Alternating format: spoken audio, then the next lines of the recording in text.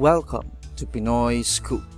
For today's news, 3 housemates ang naidagdag na safe sa eviction ngayong linggo matapos silang manalo sa pangalawang all-out challenge sa episode ng Pinoy Big Brother All-In na pinalabas nitong Miyerkules.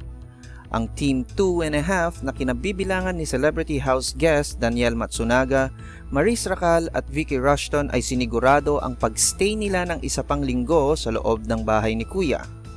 Ang Team 2.5 ay napabilang kay teen housemate Nicole Baranda at Alex Gonzaga sa mga safe sa eviction nitong weekend.